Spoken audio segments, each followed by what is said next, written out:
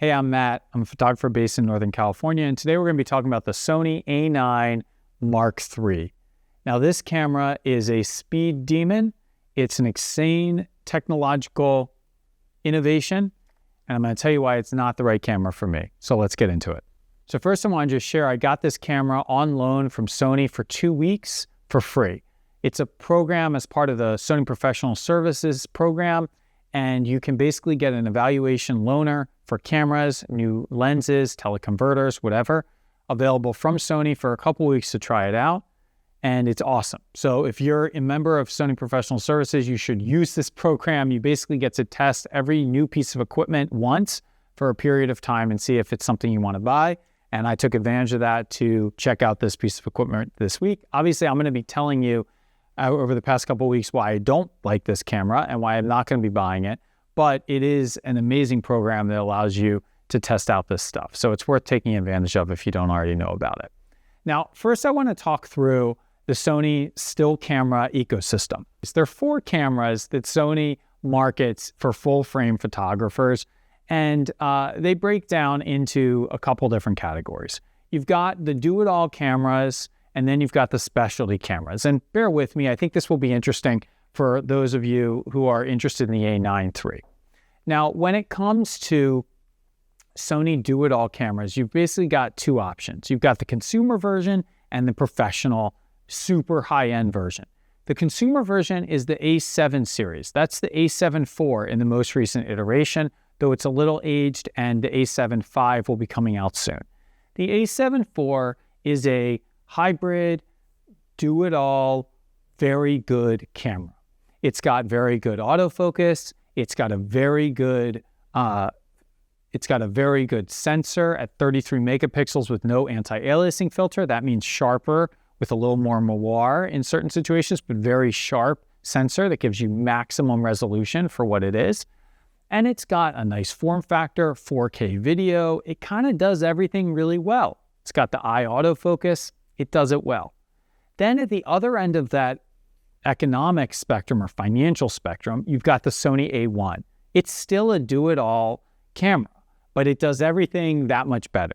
And the Sony A1 II has 8K. It's got 30 frames per second. It's got the AI chip for subject recognition. It's got the flippy screen that came out on the A7R5, which we'll talk about in a second. It's got the 9 million dot EVF. It's got all of the bells and whistles of what Sony can offer in a current camera, and they threw it into the A1 II in a new body, and it's got pre-capture, and the list goes on. So it's basically a do-it-all camera that does everything better than the A7 IV. Then you've got the specialty lines of cameras, and that's the A7R5, which is actually what I'm filming on right now, and the A9 series, A9 III. The A7R5, that R stands for resolution. Now, this is the high resolution, largely landscape and product photography, maybe portrait too, camera line. Now, it's limited by that sensor. Sony has put the AI chip, which has subject recognition capabilities. They've done a lot to make the A7R series feel like a hybrid do-it-all camera that can do wildlife and sports or whatever, because it does that subject recognition. But at the end of the day, because it has that 61 megapixel sensor, it's slow to read out. It is laborious. You're limited to 10 frames per second in compressed RAW, and you're not going to get the performance that you want in terms of AF cycles and frames per second for sports and wildlife. Even though it can do subject recognition really well, and it gets that super high resolution image, it comes with a caveat that autofocus just isn't that quick in terms of tracking compared to the faster readout sensors, and you're limited by that 10 frames per second. Yes, it was great by DSLR standards, but by modern day standards, that's a pretty slow frames per second, and you will miss shots if you're shooting fast action or wildlife that you're frustrated and annoyed that you're not getting. So the A7R series is outstanding for landscape. In fact, I would argue it's probably the best camera out there on the market if you're shooting full frame for landscape and you're not going crazy into medium format. This is really, really good camera, and they've done a really good job marketing it as a do-everything camera, but it really excels at that specialty of landscape and product photography, things that are not moving, maybe portraits as well. And that brings me to the A9 series. Now, the A9 series has always been the speed demon sports and to a lesser extent wildlife, when autofocus technology was not as fast, camera.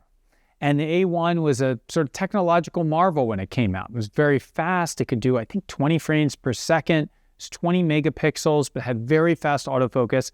And for people who shot fast-moving birds or wildlife, you were willing to sacrifice that small drop in comparison to what other cameras were out there in terms of resolution in order to get that really fast autofocus and that amazing tracking capability. And the A9 III, let's ignore the A9 II because it wasn't much of an upgrade, but the A9 III is following in that suit. We have a lower megapixel sensor at 25 megapixels, but we're bringing new technology with the global sensor and readout speed, and we're bringing new autofocus and new capabilities in shooting frames per second at 120 frames per second raw. So it is very much a technological innovation camera that is a very specialty camera. And I want to talk about what I like about the camera, what I don't, and just how I compare it to the other options and why it's really that context of comparing it that makes it a less attractive option for me. I think for a small specialty segment, which I'll mention, it makes a lot of sense. But for everyone else, it's not the right camera for you. All right, so what do I like about the camera? Well, first of all, the body is actually great.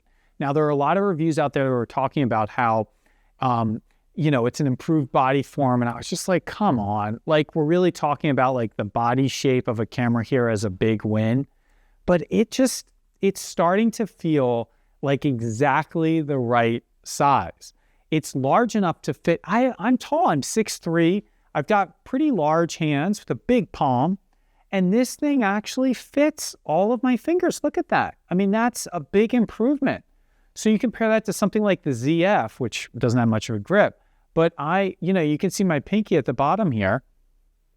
This is now starting to feel like a really well-designed body. It does not feel as good to me as Nikon cameras that are DSLR formats, the Z8 and Z6 III and whatnot.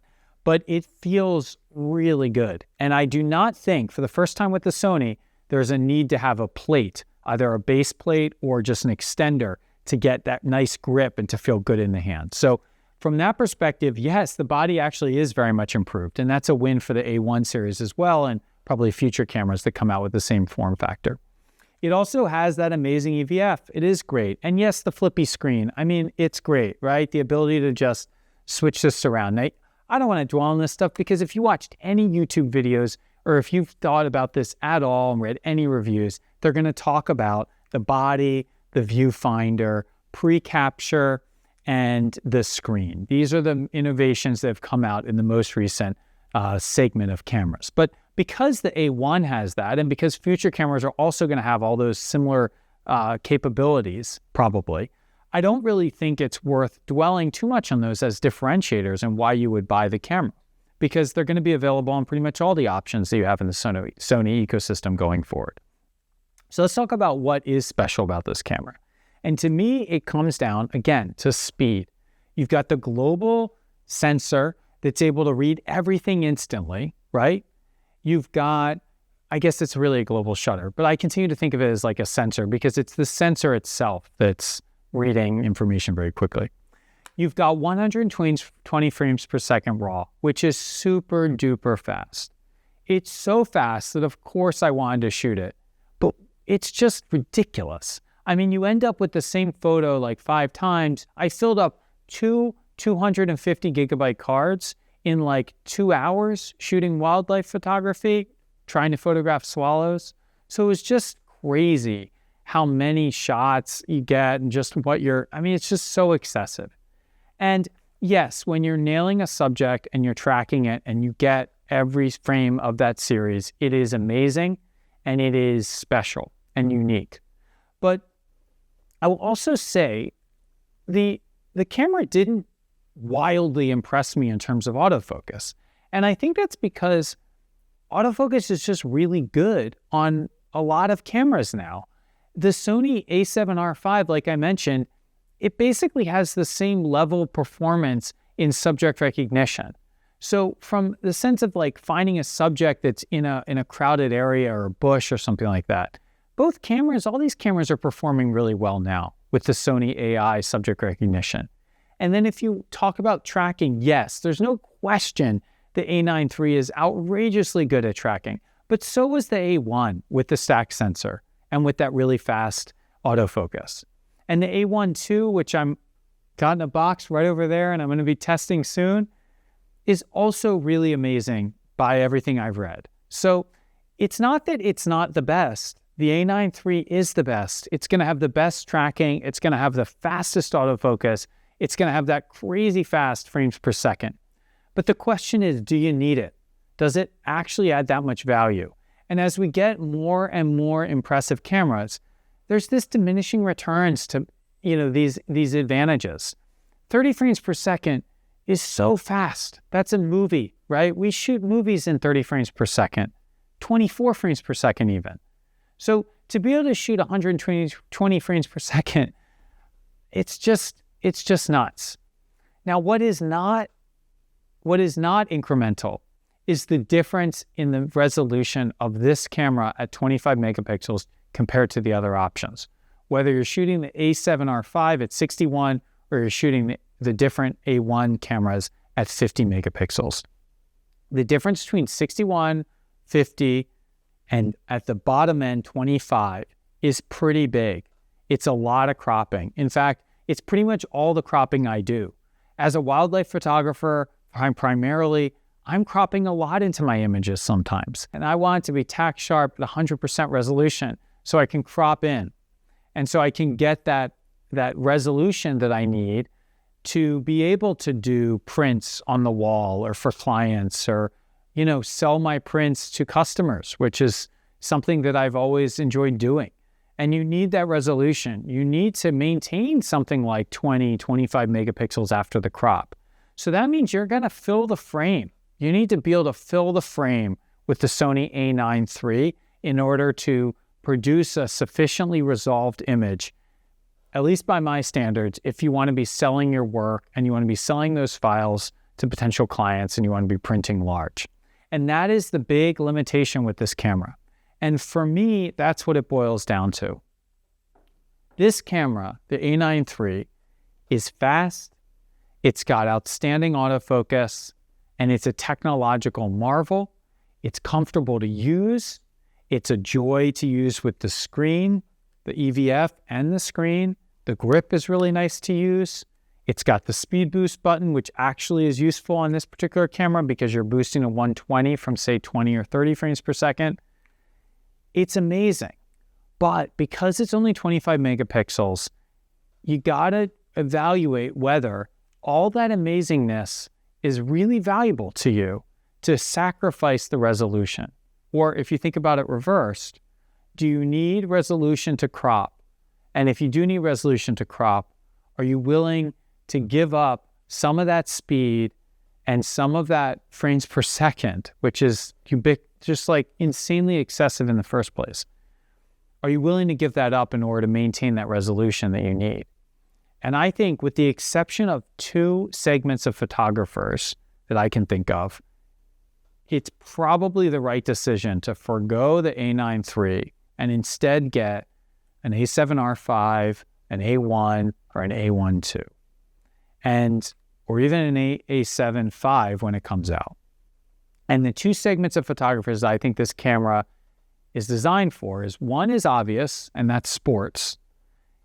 I think with sports, not marathons, which I've shot, but like track and field or perhaps like something like Formula One, I don't know. But with some of these fast-moving sports, there are going to be shots where you want this level of autofocus. You want 120 frames per second.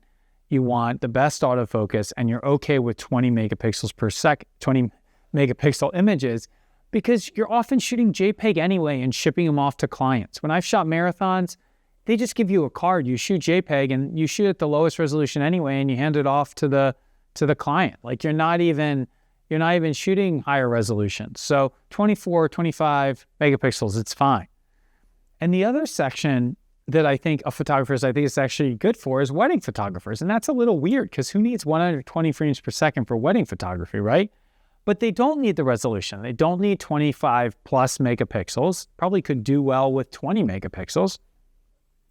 But that flash sync that's available with that global shutter is huge. That means you can sync to any speed of exposure with your flash, which means wild things I won't go into for ambient lighting and for composition of photography. And I could see that being really groundbreaking and amazing for wedding photography or for event photographers. It's not going to perform as well in low light as a lot of the other options. So that's a bit of a downside for that type of photography, but probably worth it actually to get that flash sync capability for those photographers. And then to a lesser extent, 120 frames per second. Maybe, it's a wedding, someone's walking down the aisle, the couple's walking down the aisle, they're doing the first kiss, they're throwing the bouquet or whatever out, to the crowd.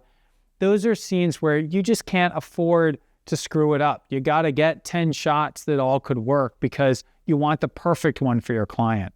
And in those situations, maybe 120 frames per second, maybe 60 frames per second would be really valuable. So I can see for wedding photography and event photography possibly why the A9 III would actually be a uniquely good option. But, and that's cool because that means that Sony basically opened up a new genre of photographers for the A9 series because it used to just be for sports, and they've kind of opened it up to be interesting to wedding photographers as well. But ultimately, if I could boil it down, Sony has gotten so good at autofocus that basically all the cameras that are coming out now have sufficiently amazing autofocus for 99% of us. And further, Sony has these higher resolution camera bodies like the Sony a7R5 or the Sony a1, or even the Sony a7 IV series or a7 V coming out that are higher resolution and still have really good autofocus. So to me, why would you choose to get a camera like this with lower resolution when you can get that higher resolution camera unless you don't need the higher resolution? And I'm someone who doesn't like enlarging my images. I don't like using AI for my photos except for some level of denoising, but I don't like AI sharpening. I don't love to enlarge photos using AI. I think it looks artificial and fake still. And so for me, having that resolution, there's really nothing I'm willing to sacrifice as long as I have a baseline level of amazing autofocus and good performance for subject recognition. So that's why I'll be sending this back. I won't be buying it, but I will tell you, I did get the Sony a1 II, and I am looking forward to testing that out. And if I had to put my money on something, especially with the tariffs, I'm probably going to keep the a1 II and sell the a7R5 and sell my Sony a1 and just keep the single a1 II and sell off a lot of stuff in order to afford it. But for me, that's probably the best do-it-all camera that can do the 8K video, that can do the super fast autofocus, but still has that 50 megapixel resolution that I want for cropping into images and keeping that resolution to sell to clients and to make money from my photography as well as enjoy it. So I will conclude this kind of rambling video about why the A1's amazing and why it's not for me. Take care and see you in the next one.